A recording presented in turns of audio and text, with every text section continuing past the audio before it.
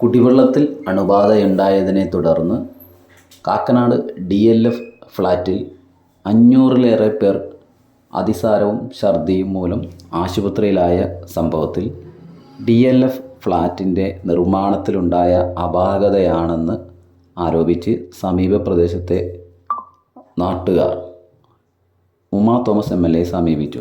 സമീപത്തെ Darshan Nagar residence association ഭാരവാഹികളാണ് MLAയോട് പരാതിയുമായി രംഗത്ത് വന്നത്. കഴിഞ്ഞ ആഴ്ച പെയ്ത രൂക്ഷമായ വെള്ളക്കെട്ട് ദർശൻ നഗറിൽ രൂപപ്പെടുകയും ദർശൻ നഗറിൽ നിന്നും പരമ്പരാഗതമായി DLF സ്ഥിതി ചെയ്യുന്ന പ്രദേശത്തു കൂടി നിലനിന്നിരുന്ന കാന അടച്ചു കെട്ടിയാണ് DLF ഫ്ലാറ്റ് നിർമ്മിച്ചിരിക്കുന്നതെന്ന് പ്രദേശവാസികൾ ആരോപിച്ചു.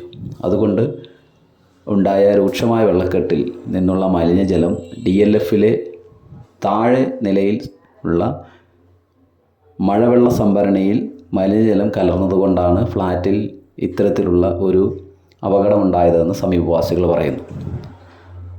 പഴയ രീതിയിൽ DLF സ്ഥിതി ചെയ്യുന്ന സ്ഥലത്തെ പൊതു കാന നിലനിർത്തണമെന്ന് പ്രദേശവാസികൾ MLAയോട് ആവശ്യപ്പെട്ടു.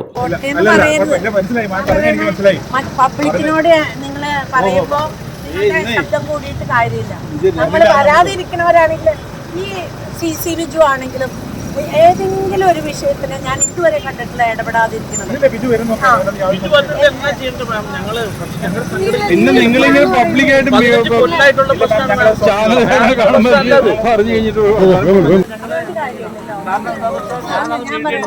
ഞാൻ പറയണേ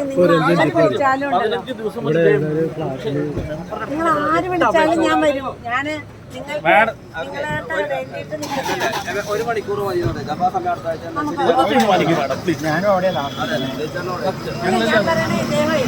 ഞാൻ വരാന്നാ പറഞ്ഞല്ലേ. വിളിച്ചു വന്നില്ല എന്ന് പറഞ്ഞു. എല്ലാവരും ഞാൻ വിളിച്ചതാണ്. കളക്ടർ വിളിച്ചു, ഒരാൾ അപേക്ഷയും കൊടുത്തു. ഞങ്ങൾ എല്ലാവരും പറഞ്ഞല്ലേ വരാന്ന്. പബ്ലിക്കിനോട് നിങ്ങൾ പറയുമ്പോ ശബ്ദം കൂടിയിട്ട് കാര്യമില്ല. നമ്മൾ വരാതിരിക്കുന്നവരാണെങ്കിൽ ഈ CC ബിജു ആണെങ്കിലും ഏതെങ്കിലും ഒരു വിഷയത്തിന് ഞാൻ ഇതുവരെ കണ്ടിട്ടില്ല ഇടപെടാതിരിക്കുന്നത്.